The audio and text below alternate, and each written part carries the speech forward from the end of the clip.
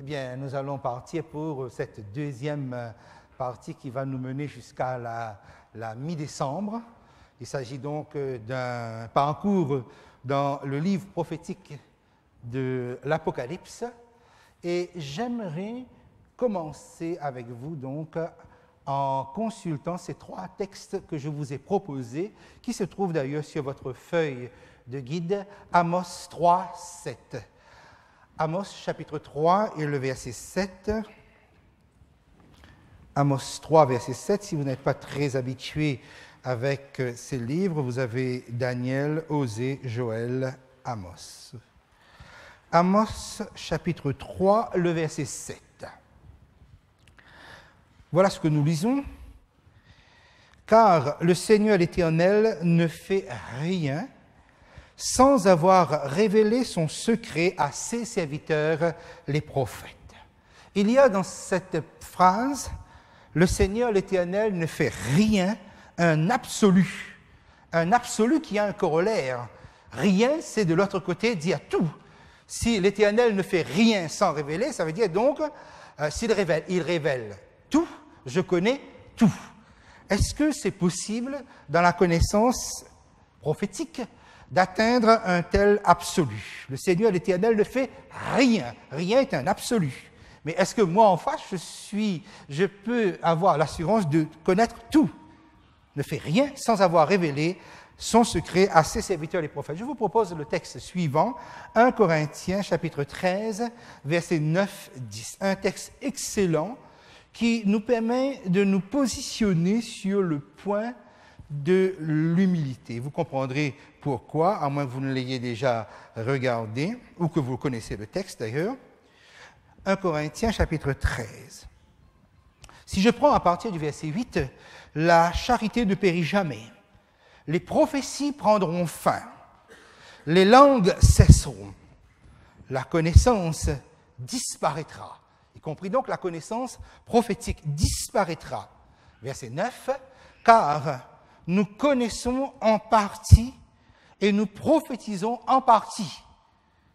Et cela limite quelque part notre champ de connaissance puisque le texte parle d'une connaissance partielle, même comme d'une transmission de la prophétie partielle. Nous ne connaissons qu'en partie. Il va falloir que nous puissions nous contenter quelque part de ce caractère partiel de la connaissance. Donc, il n'est pas possible pour l'humain de tout connaître, même si Dieu révèle tout, même s'il ne cache rien, même s'il ne fait rien sans en parler, sans en révéler à ses serviteurs les prophètes. Nous connaissons en partie. Et ça, c'est une position d'humilité extraordinaire. Quelquefois, il m'arrive d'entendre des gens dire, ou bien dire des autres, « Oh, moi, je connais la Bible par cœur. Oh, lui, il connaît la Bible par cœur. » Ce n'est pas vrai. C'est impossible. Dieu n'a pas donné un tel pouvoir à l'être humain. Nous connaissons en partie, nous prophétisons en partie. Mais cette connaissance partielle est suffisante pour nous édifier, pour nous construire dans la préparation du retour de Jésus-Christ. Je poursuis verset 10 par exemple. « Mais quand ce qui est parfait sera venu, et qui est ce parfait qui sera venu? Ce qui est partiel disparaîtra. » Vous voyez, qu'est-ce qui rendra absolu, y compris même la connaissance, c'est la venue de Jésus qui va faire disparaître ce qui est partiel. Regardez le verset 12, ce qu'il rajoute. Aujourd'hui, c'est-à-dire alors que nous sommes en train d'étudier ces prophéties, aujourd'hui nous voyons au moyen d'un miroir, d'une manière obscure. Quelle que soit la clarté d'une révélation, quelle que soit l'aisance de notre compréhension, de toute manière, ce sera toujours imparfait, de toute manière, ce sera toujours obscur par rapport à la totalité, par rapport à l'absolu. Mais alors, nous verrons face à face. Ça, c'est la certitude, la promesse que Dieu nous fait. Aujourd'hui, je connais en partie. Et c'est un homme comme Paul qui parle ici. Mais alors, je connaîtrai comme j'ai été connu. Il y a une connaissance totale qui s'accomplira lorsque Jésus apparaîtra. La connaissance sera absolue, pas avant. Ça, c'est un point d'humilité qui est nécessaire pour nous, parce que nous approchons ces aspects Et oui, on ne peut pas tout comprendre, ce n'est pas possible. Aucun homme sur cette terre, quelle que soit l'étendue de sa culture biblique, théologique, quelle que soit sa connaissance, sa capacité, il ne connaîtra qu'en partie. Mais ce qu'on partage est nettement et déjà énorme, suffisant pour que nous puissions nous préparer. Le dernier texte de cette introduction, 1 Pierre, chapitre 1er. Nous restons toujours dans le domaine de la prophétie. 1 Pierre, chapitre 1er, le verset 10 et 11. Il est intéressant de lire ce texte à partir du verset 3 jusqu'au verset 12, mais je vous laisse le soin de le faire à la maison. Verset 10, les prophètes qui ont prophétisé touchant la grâce qui vous était réservée ont fait de ce salut l'objet de leurs recherches et de leurs investigations.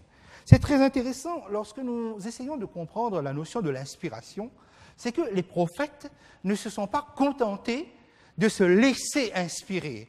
Ils ont fait des recherches, ils ont fait des investigations, ils ont eux aussi étudié comme nous étudions, c'est-à-dire cette implication de l'effort de l'esprit, de l'effort intellectuel pour comprendre. On le voit avec, par exemple, un prophète comme Daniel. Daniel passait du temps dans l'étude de la prophétie. Après, il passait du temps, lorsqu'il avait compris, dans la prière, par exemple. Vous voyez, on peut être prophète, mais cela ne dispense pas de l'étude, cela ne dispense pas de la recherche, cela ne dispense pas de l'effort, de la réflexion. Et regardez le verset 11, par exemple, qui est aussi tout intéressant. Voulant sonder l'époque et les circonstances marquées par l'Esprit de Christ qui était en eux et qui attestait d'avance, par prophétie, les souffrances de Christ et la gloire dont elles seraient suivies.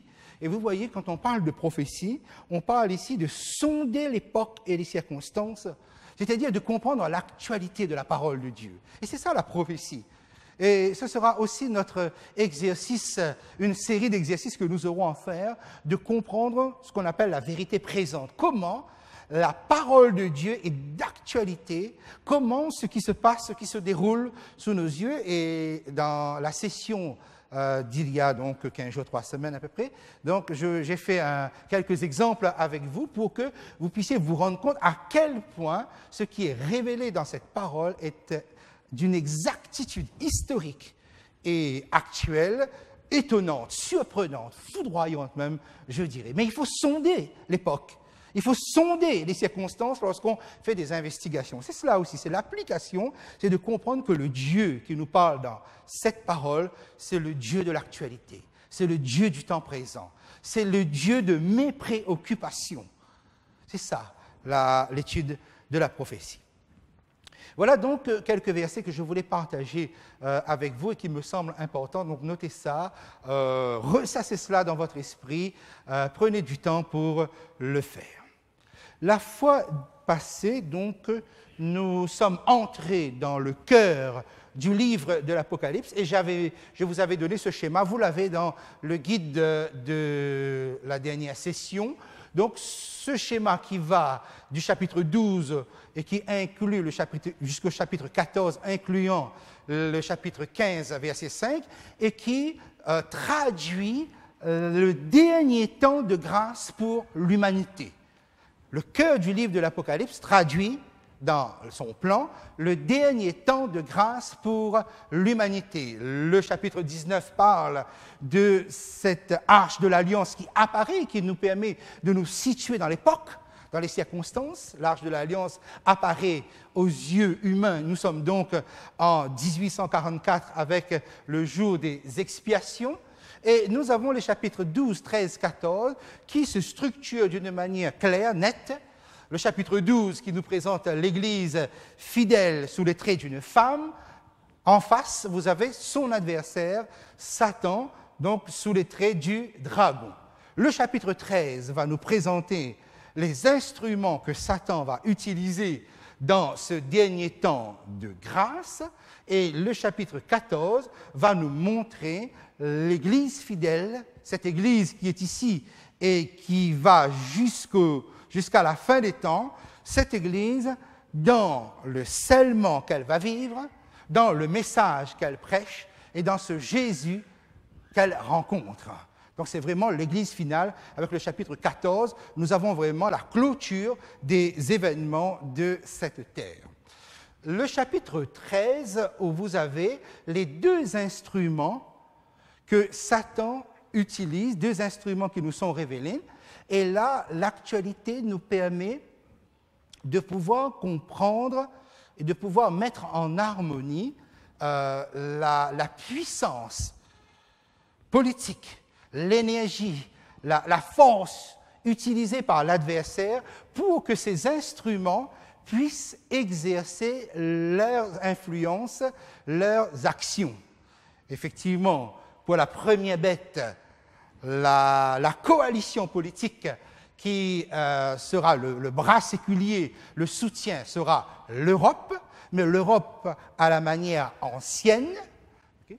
Tandis que pour la deuxième bête, nous avons une coalition des États, mais d'une structure tout à fait différente, les États-Unis d'Amérique. Et comme nous sommes dans cette partie, dans cette période, les États-Unis nous intéressent particulièrement à cause de son rôle de force politique pour soutenir la puissance utilisée par l'adversaire pour séduire le monde sur le plan spirituel. Et cette séduction actuellement fait des ravages et pénètre jusqu'au cœur de vos foyers sans que vous puissiez vous imaginer de l'ampleur, de l'intensité, du dégât que cela peut occasionner. Nous allons voir cela dans les sessions qui sont devant nous. Donc cette partie nous intéresse, mais le chapitre 12 est là pour mettre en place des principes. Parce que lorsque Dieu nous donne une révélation, il nous prépare d'abord dans la façon dont les principes se mettent en place, afin que les rails sont là, vous puissiez glisser assez facilement, avancer, progresser assez facilement dans la compréhension de ces choses-là. Alors, il est intéressant de noter la concordance de l'étape, j'ai mis sur votre feuille, okay? Période prophétique de notre époque correspond à l'étape de chaque cycle prophétique. Alors, lequel? Lorsque nous avons abordé les 7 églises, ensuite les 7 sceaux et les 7 trompettes, si vous vous rappelez, nous avons dit que nous sommes dans la 6e étape. Nous sommes dans la 6e église, par exemple. Donc vous écrivez 6, c'est le chiffre 6 qu'il faut. Nous sommes à l'étape 6. Donc nous sommes dans la 6e église. C'est quoi l'église, la 6e église? La 6e église, c'est l'église de Philadelphie qui prêche le retour du Christ, qui a le message du jugement et qui se prépare à rencontrer son Sauveur. Laodicée, c'est une évolution spirituelle, mais une mauvaise évolution de Philadelphie. Mais voilà, donc l'église qui porte le message de la vérité des derniers temps, c'est l'église, la 6e de Philadelphie. Ensuite, lorsque nous avons abordé les 7 sceaux, nous avons vu que nous étions dans le 6e sceau. Le 6e sceau, vous vous rappelez comment cela se situe entre des tremblements de terre. Et dans le 6e sceau, Jésus revient. Jésus revient dans le 6e sceau. Et nous sommes dans le 6e sceau. Nous sommes dans cette période où on est aussi dans le scellement des 144 000, par exemple. Lorsque nous avons abordé les 7 trompettes, nous avons situé notre période aussi dans la 6e trompette, où il y a une parenthèse qui s'ouvre et où il y aura un grand réveil du christianisme authentique, comme d'ailleurs du christianisme mélangé. Un réveil extraordinaire avant le retour du Christ. Et c'est dans la 6e trompette, au son de la 6e trompette, que Jésus revient et qu'il y a l'enlèvement des saints. 6e. Et nous sommes dans cette période, dans cette tranche-là. Autrement dit, donc, le retour du Christ est vraiment un événement qui est à proximité. Le chiffre 6 nous permet de comprendre et de nous rapprocher de cela. Lorsque nous regardons les 7 fêtes qui structurent le plan du livre de l'Apocalypse, nous avons terminé jusqu'à la fête des trompettes avec les 7 trompettes, mais à partir de Apocalypse 11, 19, nous sommes entrés dans la fête des expiations, dans le jour des expiations. Or, le jour des expiations, c'est quelle fête? C'était le 10 du mois du Tishri. Alors, on compte 1, 2, 3, 4, 5, 6. Nous sommes dans la 6e fête. OK? Ensuite, lorsque la dernière fois nous avions regardé les têtes couronnées du dragon, les 7 têtes couronnées du dragon dans Apocalypse chapitre 12, que nous avons remis les choses en place, nous avons dit que, attention, ne nous trompons pas d'ennemis quelque part, puisque le danger actuel n'est pas la papauté médiévale, mais quelque chose qui est autre et qui s'intitule dans le livre de l'Apocalypse même le faux prophète. Actuellement, le danger n'est pas du côté où c'était à l'époque du Moyen-Âge ou encore un peu après, ou peut-être encore tout à fait, pas très longtemps de cela, puisqu'il y a 76 ans de cela, à La Réunion, il y avait encore une mentalité moyenâgeuse, où, puisque les adventistes étaient les premiers protestants, c'était comme ça qu'on les appelait, arrivés à La Réunion, ils ont été l'objet de colibés, de moqueries, de coups de galet. Et d'ailleurs, à ma connaissance, lorsque j'étudie l'histoire de La Réunion, l'Église adventiste est la seule Église qui aura connu à La Réunion un semblant de persécution, de forme de maltraitance, de mépris. Il n'y en a pas d'autre. Tous ceux qui sont arrivés après, ça... comme une lettre à la poste, s'il faut employer cette expression-là. Okay? Mais comme quoi, quelquefois, nous disons, tiens, il y a des comportements. Ah, mais ça, c'est le Moyen-Âge, ça, c'est ancien, ça, c'est... Mais il n'y a pas si longtemps, si on doit dire, il y a 76 ans de cela, eh bien, à La Réunion, on pouvait encore influencer, inciter les gens ici à se comporter d'une manière assez intolérante sur le point religieux. Mais voilà, ne nous trompons pas. Le faux prophète, il va falloir le définir, il va falloir le comprendre et savoir comment il se trouve en face de nous. Ce sera notre défi d'essayer de pénétrer là-dedans. Okay? Donc, mais le faux prophète, c'est quelle tête? C'est la 6e tête. Okay? Vous remarquez que nous, dans chaque cycle prophétique révélé, nous correspondons au chiffre 6. Donc, il ne faut pas être surpris que le chiffre 666 prendra donc une certaine ampleur aussi, ou alors une compréhension dans notre étude ici. D'accord? Voilà donc pour se situer. Donc, je vous invite maintenant à prendre votre livre de l'Apocalypse avec moi au chapitre 12.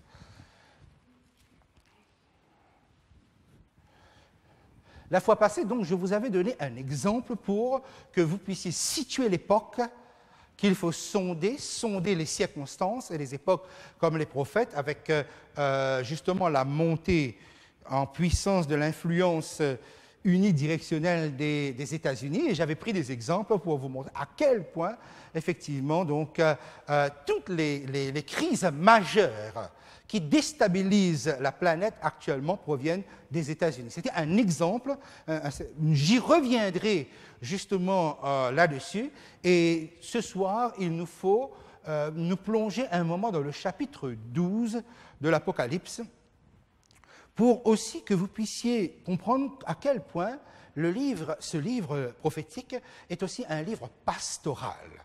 C'est-à-dire que lorsque Dieu vous parle et il vous révèle et il vous permet de comprendre et de situer un certain nombre de choses dans le temps présent, ce n'est pas là l'objectif final, ce n'est pas une finalité en soi.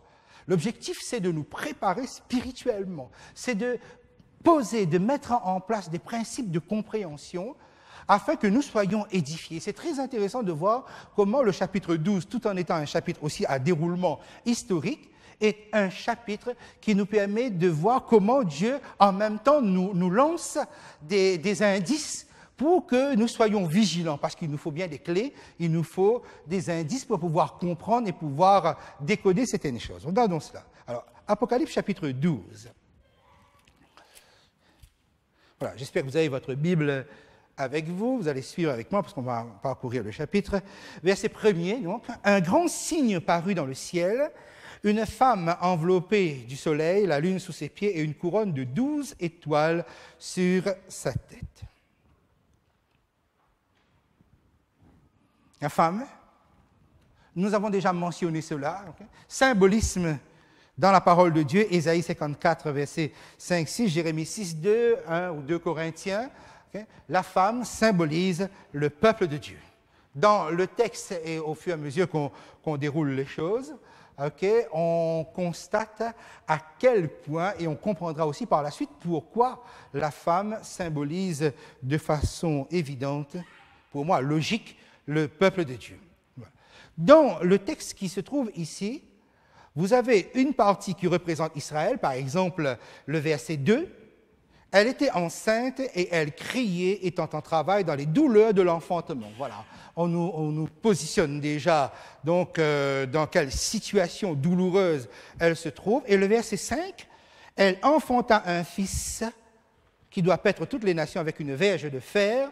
Voilà, par exemple, les versets qui se rapportent à l'Israël selon la chair, l'ancienne Israël. Tandis que le verset 5b, la suite donc de ce que je viens de lire, « Et son enfant fut enlevé vers Dieu et vers son trône », là nous sommes avec l'Église primitive.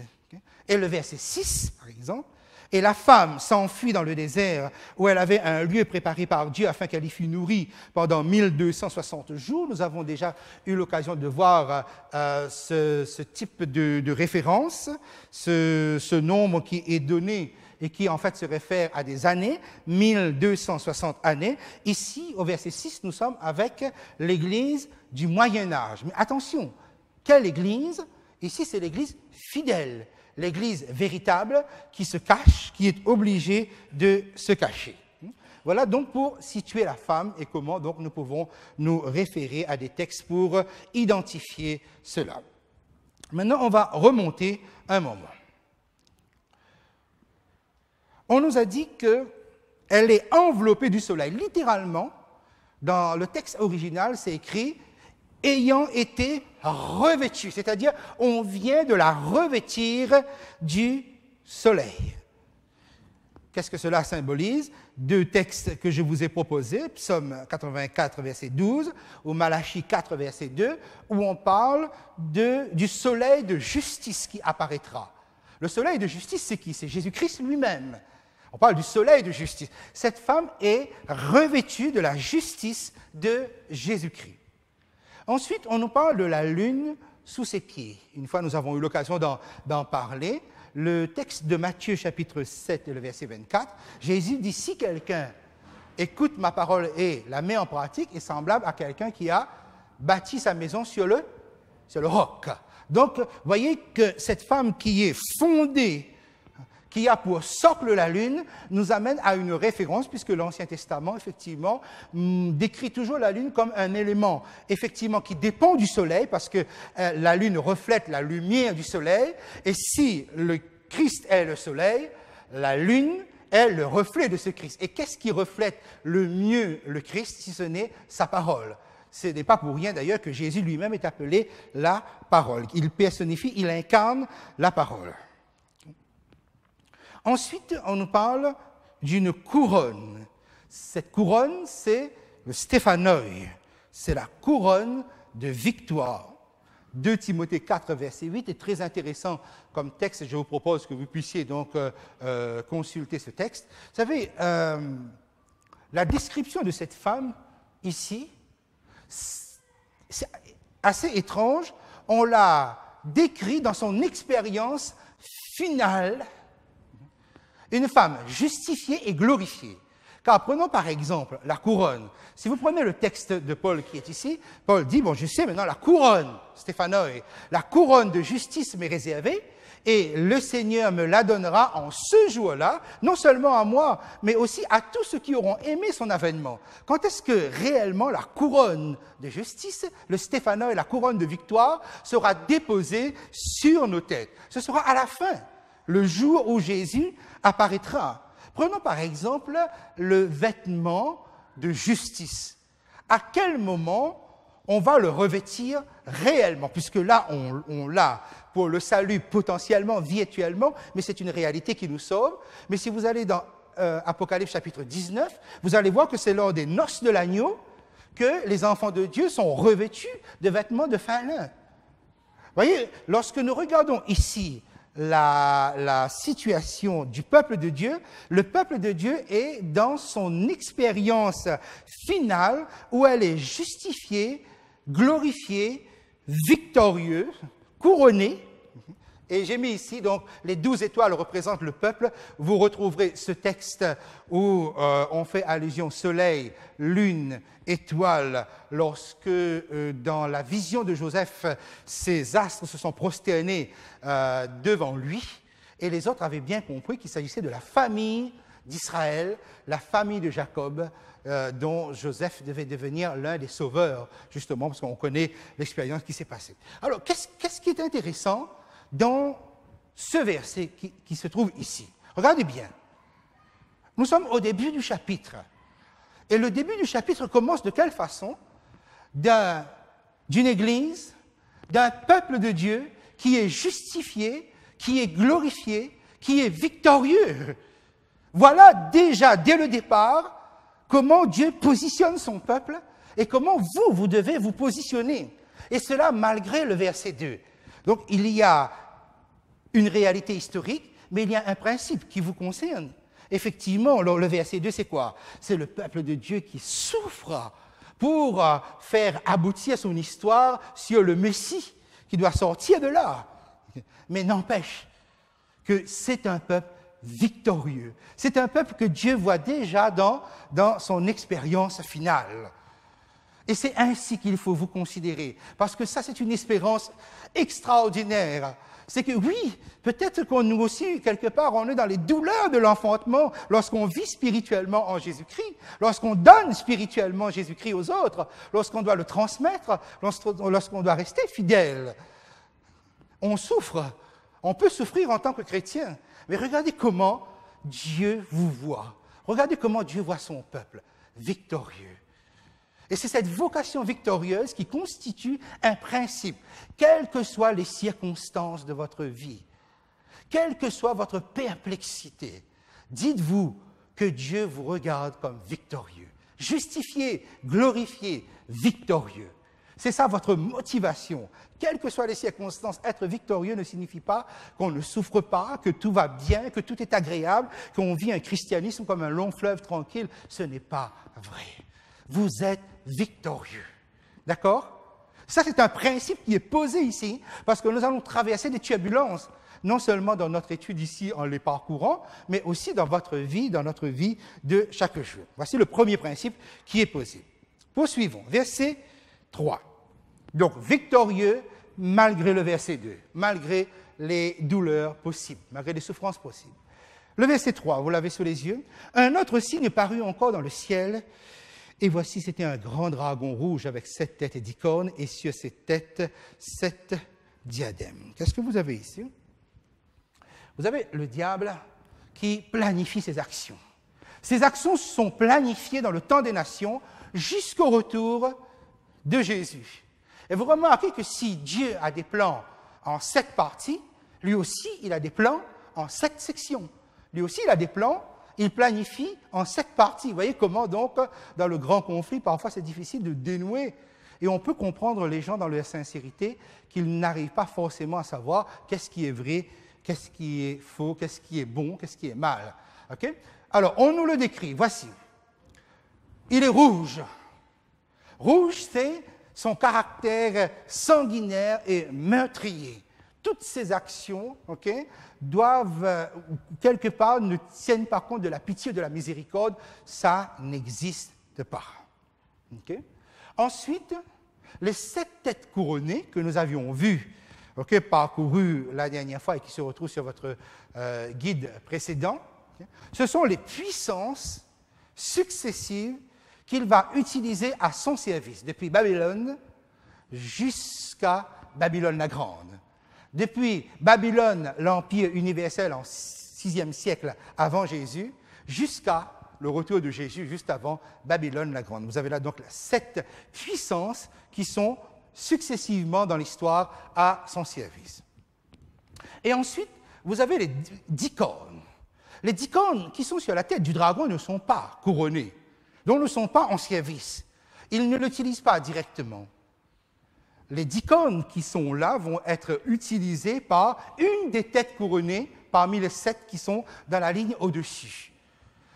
Spécialement, la 5e tête va utiliser les cornes. C'est quoi les cornes? La 5e tête, je vous rappelle, c'est dans Apocalypse 13, le verset 1er. hein, une bête qui lui aussi a des caractéristiques, 7 têtes et 10 cornes, mais les cornes sont couronnées avec la bête de l'Apocalypse 13. Avec le dragon, il n'utilise pas les 10 cornes. C'est qui ces 10 cornes? Ces 10 cornes, on les a trouvées dans Daniel, on les retrouve dans l'Apocalypse. Ce sont la constitution d'une coalition de puissances politiques qui se mettent au service d'un pouvoir religieux. Vous avez ça dans le livre de Daniel. Par exemple, la papauté médiévale ne pourra être puissante que si elle utilise une coalition de puissances politiques, c'est-à-dire si elle est soutenue par l'Europe, une coalition de puissances politiques.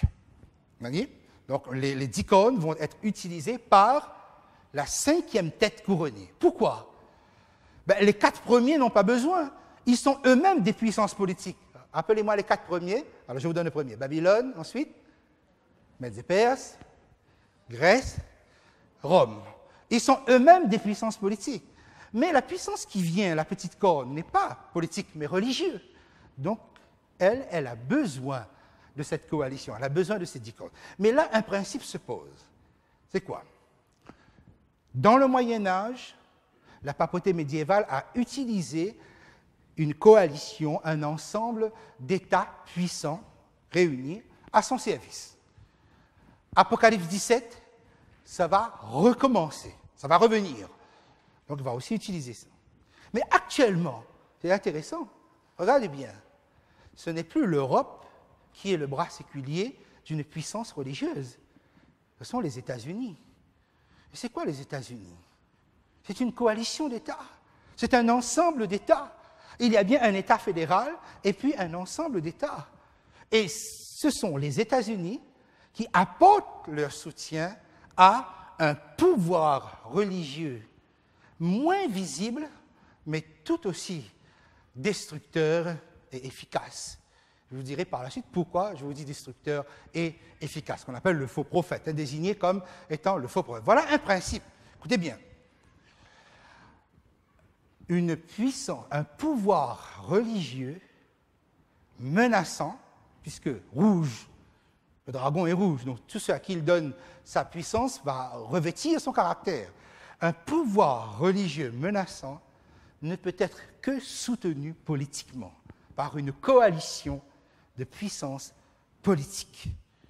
C'est la règle, c'est le principe. Okay? C'est un autre principe qui est là. Et à partir de là, à chaque fois, il nous sera plus facile d'identifier, dès que nous allons dire « Ah, c'est ça ?» Oui, mais quelle puissance politique? Est-ce que vraiment c'est soutenu par une puissance politique? Voilà le principe. On poursuit? Le verset 4. Sa queue entraînait le tiers des étoiles du ciel et les jetait sur la terre. Le dragon se tint devant la femme qui allait enfanter afin de dévorer son enfant lorsqu'elle aurait enfanté. Qu'est-ce que nous avons ici? Nous avons les méthodes, ou la méthode, et les cibles du dragon. Mais ça ne va jamais changer. C'est-à-dire que nous allons assister à quelque chose qui est immuable, à quelque chose qui est invariable. Prenons par exemple. Voilà. La queue dans le ciel a entraîné le tiers des étoiles. Job 38, verset 7. Les étoiles du ciel, ce sont les anges. Autrement dit, la queue, comme on a eu l'occasion de le voir dans Ésaïe 9, 14, c'était un texte qu'on avait déjà pris, et le prophète qui prophétise le mensonge, c'est la queue. Donc, par le moyen du mensonge, le diable a réussi à séduire et à entraîner le tiers des anges. Mais il ne change pas sa méthode. Pourquoi? Parce que quand il est sur la terre, il est dans le jardin d'Éden, il est devant une femme, il utilise le mensonge. Et le mensonge, c'est quoi? C'est ouvertement contrecarrer, ouvertement contredire ce que Dieu a dit. Vous ne mourrez point. Dieu vient de dire, vous mourrez. Non, non, vous ne mourrez point. C'est direct. C'est comme ça. OK? Et ça séduit. Ça marche. Voilà. OK? C'est le mensonge. Il ne change pas. Et il y a quelque chose qui est très important. Je vais vous dire quelque chose. Le diable n'est pas original. C'est-à-dire, le diable n'utilise jamais l'originalité. Il répète la même chose dans tous les siècles et dans tous les temps. C'est à cause de ça que nous pouvons déchiffrer, décoder, déceler ses actions. Pour autant, donc, que nous nous référons à la parole de Dieu. Parce qu'il ne change pas. Pourquoi? Pas parce qu'il manque d'idées ou pas parce qu'il n'est pas assez intelligent. mais parce que ça ne sert à rien. C'est-à-dire, à quoi servirait d'utiliser un génie à cette hauteur si l'homme est aussi limité que nous sommes? On ne peut être original qu'au niveau d'un champ d'action. C'est pourquoi il répète sans cesse la même manière, la même méthode. Ça ne varie pas. Okay? C'est pourquoi il est facile une manière de dire. C'est pourquoi il est aisé de pouvoir comprendre comment il agit. C'est-à-dire, la façon dont il agit dans l'Antiquité, il agit dans le Moyen-Âge. Aujourd'hui, c'est la même chose. Okay? Alors, regardez bien ici. Nous sommes dans l'histoire de l'Église, nous sommes dans l'histoire du peuple de Dieu.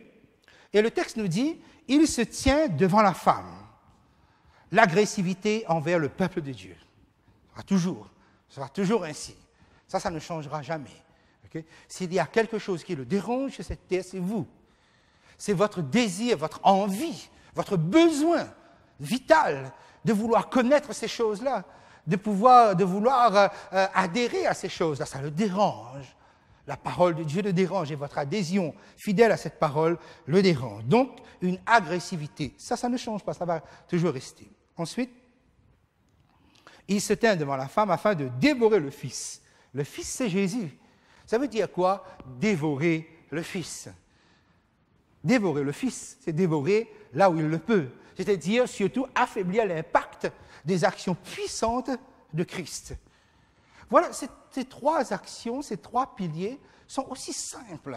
Il faut comprendre ceci, c'est que le mécanisme de l'adversaire est un mécanisme extrêmement simple.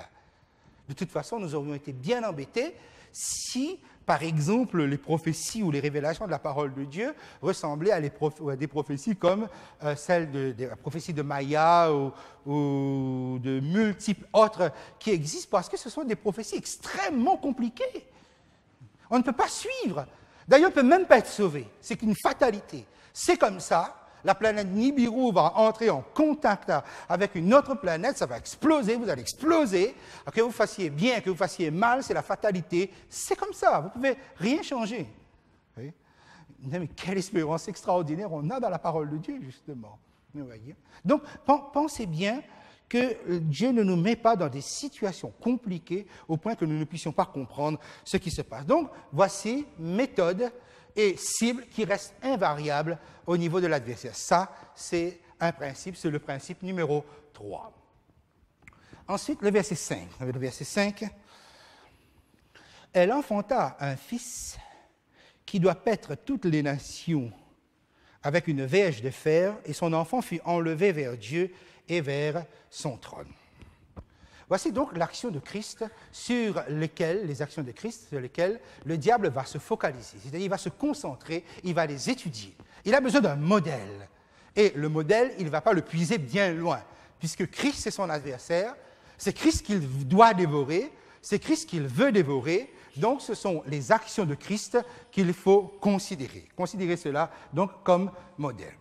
Enfanter un fils. Le fils va être enfanté. Nous sommes ici avec la naissance de Jésus, et Jésus se trouve dans l'incarnation, dans le moment de l'incarnation, mais sans péché. Très important, vous retenez ça, parce que j'en aurai besoin par là. C'est une incarnation, c'est une conception sans péché. Autrement dit, donc, Jésus est immaculé, non seulement dans la naissance, mais aussi dans la conception. OK? Ensuite, on nous dit qu'il doit paître les nations avec une verge de fer.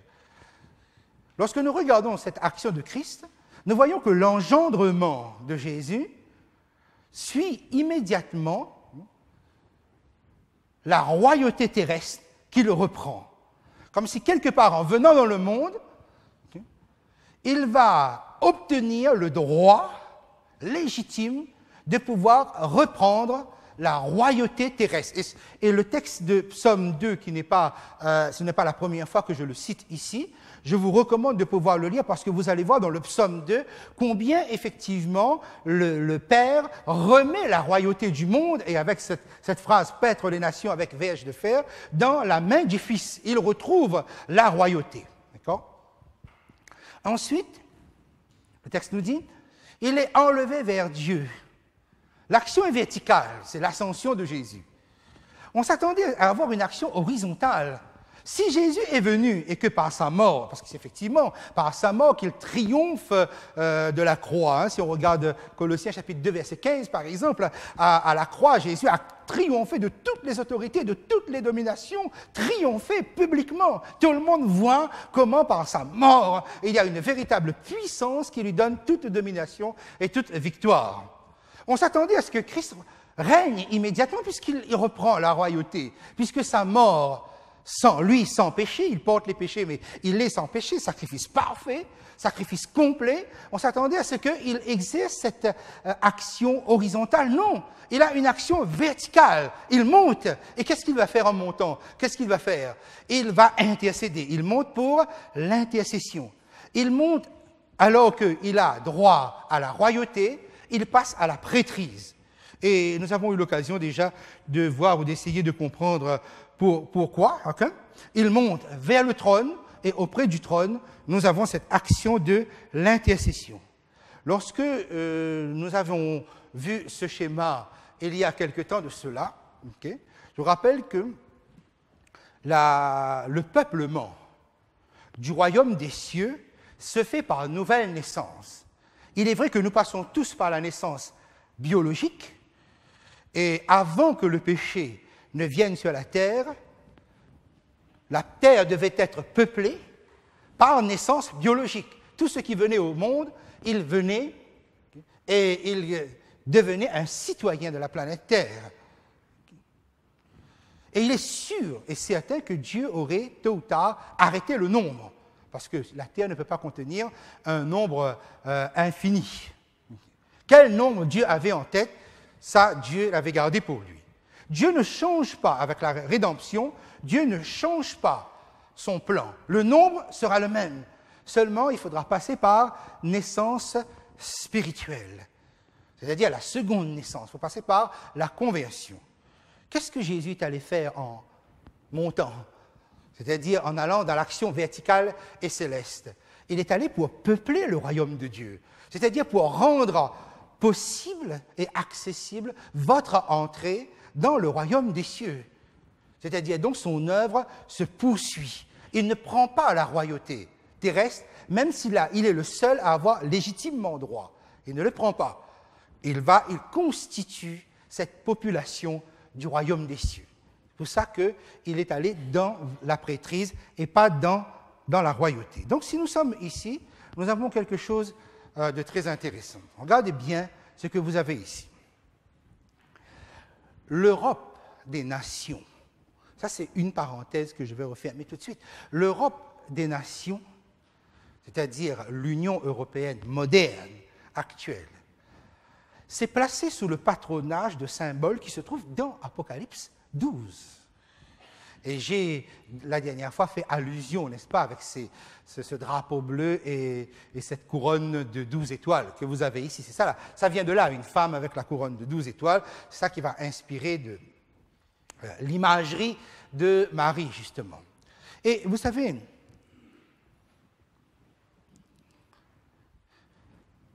pas seulement l'Europe, les États-Unis aussi inclus, mais suivez bien l'action de l'adversaire qui a besoin de modèles. Et vous verrez pourquoi il faut copier pour effacer. Nous verrons la prochaine fois, justement, comment cela s'est fait. Mais voyez le principe de l'Immaculée Conception, dogme qui est apparu le 8 décembre 1854. C'est quoi le dogme de l'Immaculée Conception? Vous voyez, lorsqu'on dit que l'Europe s'est placée sous le patronage d'idoles et des mythes anciens, hein, mais on l'appelle Marie, mais eux, ils ne disent pas que c'est Marie, ils ne disent pas que ce sont les symboles qui sont là. Mais c'est très intéressant de ceci. C'est quoi l'Immaculée Conception? L'Immaculée Conception, c'est admettre, croire que Marie est née sans péché, que Marie a été conçue sans péché. L'Immaculée Conception, tout à l'heure, c'est à dessein avec un objectif précis que je vous ai dit que Jésus est Immaculée Conception et Immaculé de naissance. Mais remarquez, 1854, un dogme place l'Immaculée Conception, non pas sur Jésus, mais sur Marie aussi, quelque part. Après, remarquez bien ce qui va arriver ici. paître les nations avec verge de fer. Ça veut dire que Jésus a repris la royauté terrestre. Or, après l'Immaculée Conception, okay, qui a été consacrée reine du monde? C'est Marie. Okay. Enlevée vers Dieu. C'est quoi le culte de l'Immaculée Conception? C'est que Marie est ressuscitée des morts sans péché et elle est montée au ciel, 15 août, l'Assomption. Vous voyez le parallèle? Vous voyez comment finalement, okay, vers son trône. Pourquoi? Parce que c'est Marie qui intercède pour vous. Pourquoi on appelle le cœur immaculé, le cœur blessé de Marie? Parce que c'est elle qui souffre. C'est elle qui permet votre conversion. C'est elle qui intercède pour vous actuellement. C'est ça l'Europe.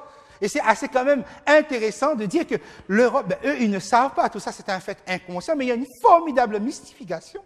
Il y a une telle formidable tromperie derrière tout cela que vous ne pouvez pas imaginer que les nations laïques qui détiennent des temples consacrés à Marie ou avec des services religieux laïques, c'est extraordinaire. Pourquoi moi, imaginons, je ne sais pas, moi je vais à Palmich, je vais voir le responsable, la mairie annexe de Palmich, j'ai dit, écoutez, voilà, je présente des études sur l'Apocalypse, on a tout un petit groupe de palmistes là qui souhaiteraient, est-ce que nous pouvons utiliser une de vos salles, une de vos classes pendant les vacances? Qu'est-ce qu'on va me dire?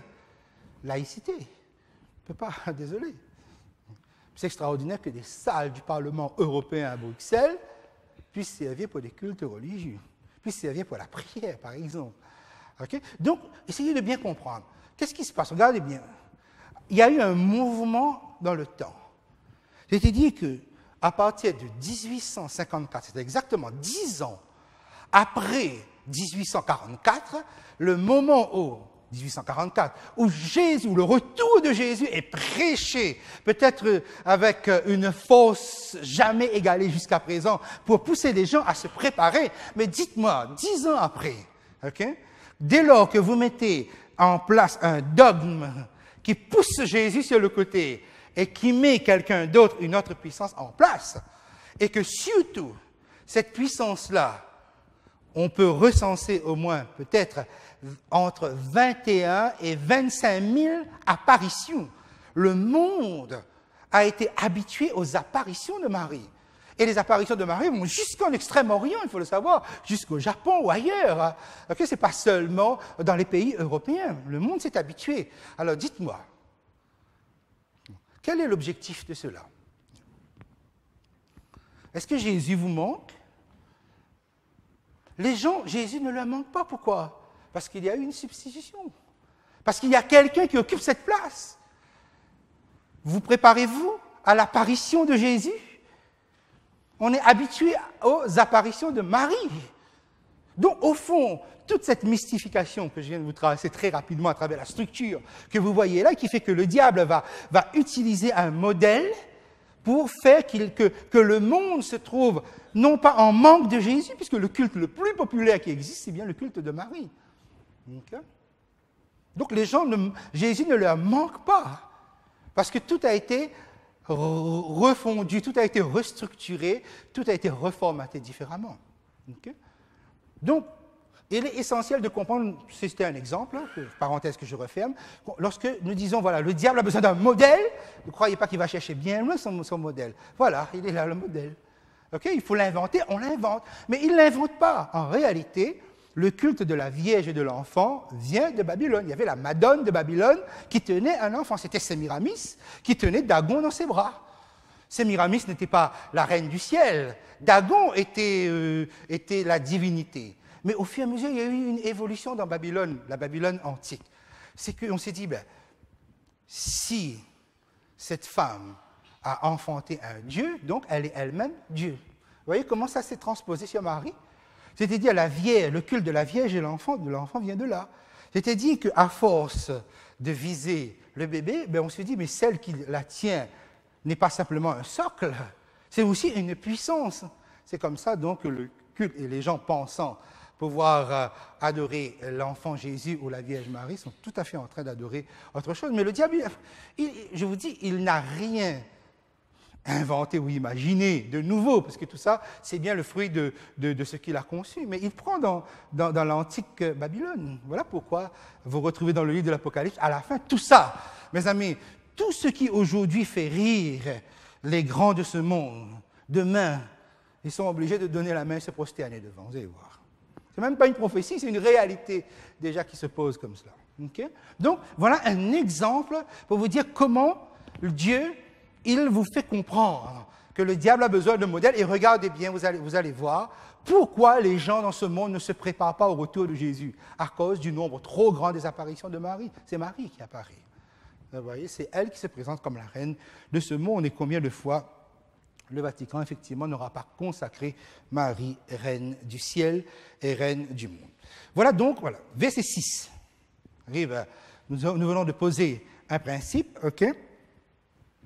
Le verset 6, vous avez, si nous revenons à notre histoire ici, la femme s'enfuit dans le désert où elle avait un lieu préparé par Dieu afin qu'elle y fût nourrie pendant 1260 jours. La femme s'enfuit dans le désert, mais on ne sait pas, on n'a pas la raison, on ne comprend pas pourquoi elle fuit. Il n'y a pas d'action directe qui nous permet de le comprendre. Le verset 5, nous sommes en l'an 4 avant Jésus-Christ jusqu'à l'an 33, la naissance de Jésus et l'ascension de Jésus. Et le verset 6, nous sommes en 538, le début de ces 1260 années. Il y a quand même 5 siècles qui s'écoulent là, ok? 500 ans qui s'écoulent. On s'est dit, ben, tiens, il y a comme un trou entre le verset 5 et le verset 6, ok? Mais pourquoi la femme s'enfuit dans le désert? On ne nous dit pas ici précisément pourquoi. Pourquoi? Parce que la section centrale du livre de l'Apocalypse va nous permettre de comprendre. Cette section centrale se trouve ici, ok? Le bloc central de ce chapitre 12. Mais il y a quelque chose qui mérite d'être relevé. Vous voyez, 1260 jours, donc 1260 années, pratiquement presque 13 siècles où l'Église va devoir subir dans la répression, subir dans la persécution, subir cette répression religieuse. Et c'est quand même terrible, hein, essayez de réfléchir un moment, que vous pouvez être là et vous dire, mais c'est bizarre, dans ce conflit entre le bien et le mal, on a l'impression que c'est presque toujours le mal qui l'emporte. On a presque toujours l'impression que le bien ne gagne jamais. Que finalement, on est chrétien, on est là, on participe à tout dans ce monde, on souffre aussi, mais à un moment donné, on perd. Et avec le temps, vous savez, on finit par ne plus comprendre le sens de la vie, le sens de ce qu'on est en train de faire. Et là, vous avez donc l'Église qui va devoir fuir dans le désert, mais à un moment donné, donc se poser des questions, mais finalement, mais à quoi tout ça? Quel est le sens de tout ça? Et c'est là qu'arrive le bloc central qui est ici. Nous allons le lire très rapidement ensemble. Le verset 7. Vous suivez toujours hein, sur votre feuille. Okay? Verset 7, vous avez le conflit, dans cette partie descriptive, vous avez le conflit frontal. Guerre dans le ciel entre Michel et ses anges qui combattent contre le dragon, et le dragon et ses anges combattirent. Michel, qui signifie qui est comme Dieu ou semblable à Dieu, ne peut être que Jésus. Nous aurons certainement l'occasion de revenir sur ce nom que Jésus prend ici. La plupart du temps, lorsqu'il est en confrontation directe avec le diable. Hein, Ésaïe chapitre 14. Celui qui voulait être semblable au Très-Haut face à celui qui est semblable au Très-Haut. Michel veut dire semblable à Dieu. Donc là, le conflit est frontal. Verset 8, mais ils ne furent pas les plus forts, et leur place ne fut plus trouvée dans le ciel. Défaite du dragon, et il n'a plus de légitimité céleste. Verset 9, il fut précipité, le grand dragon, le serpent ancien appelé le diable et Satan, celui qui séduit toute la terre. Il fut précipité sur la terre, et ses anges furent précipités avec lui. Et vous avez remarqué que la désignation du diable ici est complète. Il a les 4 titres. Le grand dragon, serpent ancien, le diable, Satan. Le serpent ancien, c'est le séducteur que nous avons dans le jardin d'Éden. Le diable, diabolos veut dire calomniateur, celui qui divise. Okay? Et Satan, l'adversaire. Pourquoi on l'a désigné d'une manière complète? Parce que le texte est en train de nous dire quelque chose. Mes amis, la puissance qui se tient en face de vous, c'est une puissance qui est vaincue, mais qui est vaincue complètement, qui est vaincu dans toutes ses attributions. Il est vaincu en tant que dragon, il est vaincu en tant que serpent ancien, il est vaincu en tant que diable, il est vaincu en tant que Satan. Pourquoi 4? 4 parce que 4 c'est le chiffre de la terre. Et c'est pourquoi le texte dit celui qui séduisit toute la terre. Celui qui séduit toute la terre. Non, mes amis, ce que vous vivez n'est pas quelque chose qui est hors de sens. Le diable est vaincu. Votre ennemi qui est en face de vous est déjà vaincu d'une manière complète. Voilà ce que le bloc central va nous présenter pour la partie descriptive. Arrive enfin la partie hymnique. Hymnique, vous avez un adjectif, vous avez le mot hymne qui se trouve dedans. Le verset 10. Et j'ai entendu dans le ciel une voix forte qui disait, et nous avons déjà maintenant l'habitude, n'est-ce pas, avec j'ai entendu dans le ciel une voix forte qui disait, le ciel maintenant va entrer en louange. À quel moment? Il est évident lorsqu'on prend le chapitre 12 que si nous suivons successivement ce qui se passe, nous sommes après la mort de Jésus. La mort de Jésus n'a pas été mentionnée dans les 4 points du verset 5, mais la mort de Jésus se retrouve pratiquement partout. Et j'ai entendu dans le ciel une voix forte qui disait « Maintenant ». Et remarquez comment le ciel, lorsque le ciel loue, c'est toujours par rapport à une vérité qui est présente. À maintenant. Maintenant, c'est quoi l'expérience? Et vous savez, le chapitre 5 ne nous avait pas dit ça. Le chapitre 5, nous avons l'agneau qui arrive, qui prend le livre scellé que personne ne pouvait ouvrir, là, et le ciel explose en joie. Mais là, nous apprenons quelque chose d'autre, c'est que le ciel venait d'exploser en joie pour quelque chose d'autre. C'est quoi? C'est que le diable venait d'être vaincu. Le diable venait d'être chassé. Sa légitimité venait d'être arrachée et jetée, précipitée, lui, sur la terre. Et j'entendis, nous dit le texte, verset 10, une voix forte qui disait « Maintenant, le salut est arrivé ». Vous savez, la louange marche aussi, la reconnaissance, l'action de grâce marche aussi avec les expériences que vous êtes en train de faire dans le temps présent. Car beaucoup de choses nous arrivent, mais on n'est pas forcément conscient de cela. Et la puissance et le règne de notre Dieu et l'autorité de son Christ, car il a été précipité l'accusateur de nos frères, celui qui les accusait devant notre Dieu jour et nuit. Qu'est-ce qu'il célèbre? Il célèbre la victoire de Dieu et la victoire de Christ. Ensuite, le verset 11. Ils l'ont vaincu à cause du sang de l'agneau. Voyez bien, donc, cette partie centrale vient après la mort de Jésus. Elle vient du fait même de la mort de Jésus. Ils l'ont vaincu à cause du sang de l'agneau et à cause de la parole de leur témoignage, car ils n'ont pas aimé leur vie jusqu'à... Attention, le mot « craindre » n'est pas dans le texte, jusqu'à la mort. Okay? Ils n'ont pas aimé leur vie jusqu'à la mort. Et qu'est-ce qu'ils célèbrent? Ils célèbrent la victoire des fidèles qui ont obtenu cette victoire grâce au sang de l'agneau. Ils ne célèbrent pas seulement la victoire de Dieu et de Christ, mais ils célèbrent aussi la victoire de vous, la vôtre. Vous qui êtes sur cette terre-là. Okay. Vous qui avez cette vocation victorieuse qu'on a retrouvée depuis le verset 1er de ce chapitre 12. Le ciel célèbre votre victoire. Mais je continue sur un point qui est important. Verset 12. C'est pourquoi réjouissez-vous cieux et vous qui habitez dans les cieux. On a l'impression que le ciel est dans une joie égoïste. Malheur à la terre et à la mer, car le diable est descendu vers vous, animé d'une grande colère, sachant qu'il a peu de temps. Et le mot colère ici, c'est le mot timos. C'est le mot la fureur destructrice qui vient pour tuer. Mais mes amis, ce n'est pas la joie égoïste, c'est bien l'inverse. L'appel à se réjouir, c'est une solidarité, un sentiment de solidarité céleste avec le sort des rachetés. Pourquoi? Pourquoi ils se réjouissent dans le ciel? Le diable, mais qu'est-ce que le diable faisait jusque-là?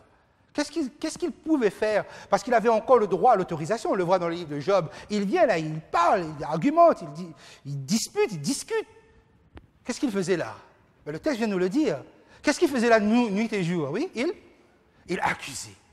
Il passait son temps, mais c'est de façon, avec presque un harcèlement, ok? Il accusait, sans relâche. Et les louanges étaient interrompues. Les louanges envers Dieu étaient interrompues. Mais il y a aussi quelque chose, et nous pouvons comprendre cela, ok? C'est que, mise en accusation, qui qui mettait en accusation? Celui qui a séduit toute la terre. Et vous avez remarqué que celui qui séduit, c'est le même qui accuse. Mais ça veut dire quoi, séduire? Quand vous êtes séduit, vous ne voyez pas la personne d'une manière mal. Une personne qui vous a séduit, vous n'avez pas une mauvaise opinion de cette personne-là. Et même, toutes les choses qu'il va présenter, c'est bien. Et c'est ça le diable. Toutes les choses qu'il présente, c'est bien. Il séduit le monde comme ça. Le monde est séduit. C'est ça. Le monde. Mais ceux qui sont séduits et ceux qu'il a réussi à séduire, ce sont ceux-là même qu'il accusait. Essayez d'imaginer, il accusait qui? Les frères. Et là, mettez-vous dans la position du ciel, parce que nous pouvons le faire, ils sont des créatures comme nous, à l'exception de la divinité. Ils sont des créatures comme nous. Et dites-moi si vous devez voir quelqu'un bien, qui lutte, parce que ces frères qui sont sur la terre, eux, ils les voyaient, ils ont vu la victoire, eux là-haut dans le ciel, ils voient votre victoire, mais ils voient aussi votre sacrifice. Ils n'aimaient pas leur vie jusqu'à la mort. Ça veut dire qu'ils étaient prêts à sacrifier leur vie tellement. Et là-haut, ils voyaient ça. Et le diable arrivait et accusait, et accusait. Sans cesse, on voit dans le cas de Job, il revient. Il n'en a pas fini. Il revient, et il revient. Il subissait ça. Et c'est pour ça que j'ai mis ici la solidarité céleste avec le sort des rachetés. Il n'arrivait plus à supporter le fait que vous étiez mis en accusation constante, alors que vous étiez dans des luttes de victoire, alors que vous étiez dans les plus belles, les plus beaux sacrifices même pour Jésus-Christ. Ça, il le voit. Et mes amis, c'est extraordinaire. Ne croyez pas que le ciel ne voit plus maintenant. Parce que moi, peut-être mes combats, qui les voit? Mes victoires ou mes sacrifices, vos victoires, qui les voit? Qui dit, ah, ok. Non, mais le ciel les voit. Et le ciel célèbre vos victoires. Parce que toutes vos victoires sont par le sang de l'agneau. OK? Ça. Ce n'est pas une joie égoïste, réjouissez-vous, suis habité. Non, non, c'est vraiment partager, c'est vraiment compatir, c'est vraiment sympathiser avec nous. Parce que nous, c'est ce qu'on va subir. Okay? On arrive dans la dernière partie maintenant, le verset 13-17. Maintenant, le verset 6 s'explique dans le verset 13. Okay. En fait, la femme s'est enfuie dans le désert parce qu'elle était poursuivie par le dragon. Et toute sa rage, toute sa fureur va se déchaîner pendant les 1260 années. Là. Okay. Tout va se concentrer, puisque ce n'est plus vers le ciel, maintenant tout va être que sur la terre. Et vous remarquez que si le texte dit « malheur à la terre et à la mer », verset 12, au verset 13, et je l'avais souligné ça lorsque l'on était dans le verset 4, le verset 13, c'est vers la femme, le peuple de Dieu qu'il vient. Okay, c'est là que va se concentrer toute sa fureur.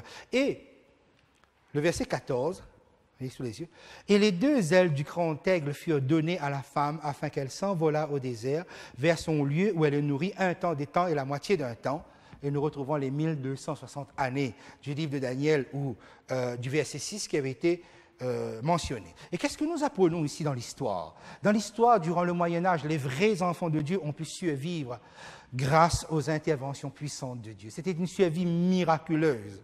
Et Dieu va mettre, la révélation va mettre cela en parallèle avec la sortie d'Égypte. La sortie d'Égypte, effectivement, les Israélites avaient été rachetés par le sang de l'agneau. Ici, on a fait mention dans le bloc central, vaincu par le sang de l'agneau. Ensuite, dans Deutéronome, chapitre 32, ou Exode 19, ça je vous recommande de le lire, Exode 19, verset 4, où Dieu dit à son peuple, « Vous avez vu ce que j'ai fait à l'Égypte et comment je vous ai porté sur des ailes d'aigle. Comment cette délivrance s'est opérée sur des ailes d'aigle. » Et ici, vous retrouvez comment la femme qui a fait cette expérience véritable avec le sang de l'agneau, comment elle a pu s'enfuir, comment elle a pu s'échapper grâce aux ailes d'aigle. C'est-à-dire, je vous ai porté sur mes ailes d'aigle, dit Dieu. C'est-à-dire, donc, c'est véritablement une expérience de délivrance avec Dieu. Ensuite, on nous parle de désert. Le peuple d'Israël s'est retrouvé dans le désert. Et dans le désert, Dieu l'a nourri, l'eau à la manne, qui était un miracle, qui était constant. Et dans le désert, pendant 1260 années, l'Église, symboliquement, est nourrie. Dieu prend soin. Et là, c'est un autre principe qui se pose ici, pour vous. Lequel? Celui-là. Vous survivez, c'est un miracle. Votre survie est une survie miraculeuse, parce que le diable vous poursuit. Okay. Et vous qui avez fait cette expérience, cette alliance par le sang de l'agneau, toute délivrance, et si vous êtes là, quelque part, okay, si vous êtes là avec cette liberté, j'allais dire, okay, vous êtes porté par des ailes d'aigle. Vous êtes porté par la puissance de Dieu. On ne se déplace plus, on s'envole quand Dieu nous libère. On s'envole quand on fait des expériences avec Dieu. Et quand bien même nous connaîtrions la sécheresse spirituelle, la sécheresse, le manque d'eau, parce qu'il n'y a pas d'eau dans le désert, il n'y a pas de nourriture dans le désert, Dieu prend soin de nous. Notre survie spirituelle, mes amis, est bien plus miraculeuse que nous le pensons, mais nous ne le voyons pas forcément toujours. Verset 15. Et de sa bouche, vous voyez, c'est un dragon qui a 7 têtes, mais une bouche. Et de sa bouche, le serpent lança de l'eau comme un fleuve derrière la femme, afin de l'entraîner par le fleuve.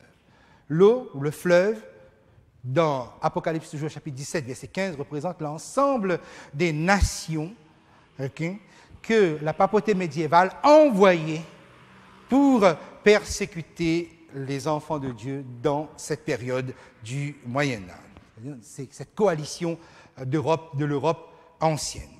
Et il y a là un principe, c'est que oui, vous connaissez des délivrances, oui, vous avez des refuges, mais le diable atteint votre refuge. Il sait où vous êtes.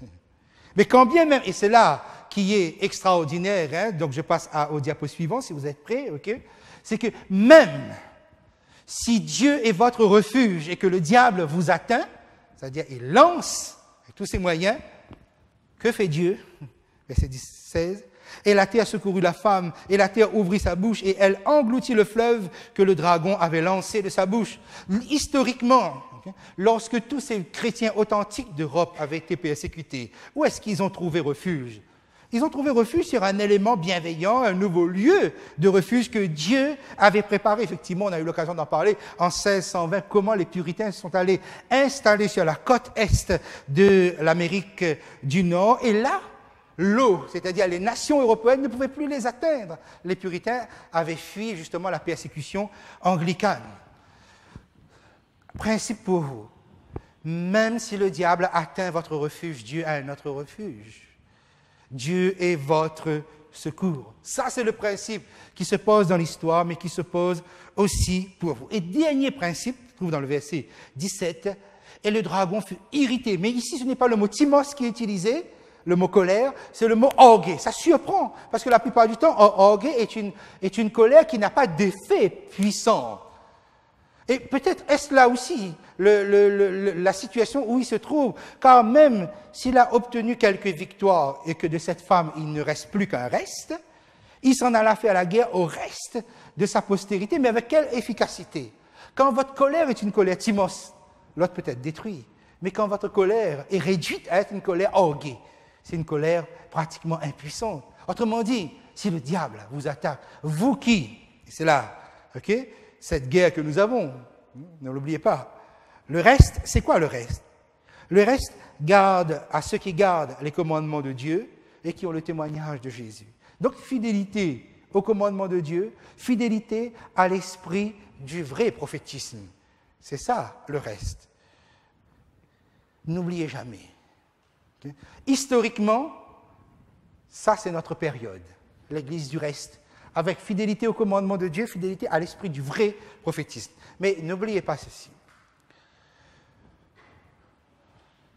que vous êtes engagé dans une guerre dans laquelle votre fidélité est engagée. Maintenant, vous pouvez dire une guerre, hein, mais ce n'est pas la tranquillité, ça, ce n'est pas le confort, ce n'est pas la sécurité. Effectivement, il faut le reconnaître. Effectivement, on nage à contre-courant. Ce n'est pas la tranquillité. Connaissez-vous seulement une vie, une situation où on peut dire que l'homme est tranquille, l'être humain peut être tranquille ici-bas? Et si jamais il pouvait être donné à moi de choisir, moi, l'absence de tranquillité que je voudrais, et si je choisissais cette guerre, est-ce qu'elle ne serait pas la plus belle? Parce que c'est une guerre qui est engagée sur ma fidélité. Fidélité au commandement de Dieu, fidélité à l'esprit du vrai prophétisme. Ça, c'est le dernier principe. N'oubliez pas, l'Église est engagée dans cette guerre, l'Église véritable, mais l'Église, c'est chacun de vous. Vous êtes engagés dans cette guerre, et cette guerre, elle est gagnable. Cette guerre, vous êtes, verset 1er, vous êtes victorieux. La couronne de justice est déjà sur votre tête parce que Dieu vous voit un tel. Et c'est vraiment tout le bien que je peux vous souhaiter. Vous devez sortir d'ici, là, dans 2 minutes, là, vraiment avec l'idée que je suis justifié, je suis glorifié, je suis victorieux, je suis vainqueur. C'est un combat où vous avez déjà gagné d'avance.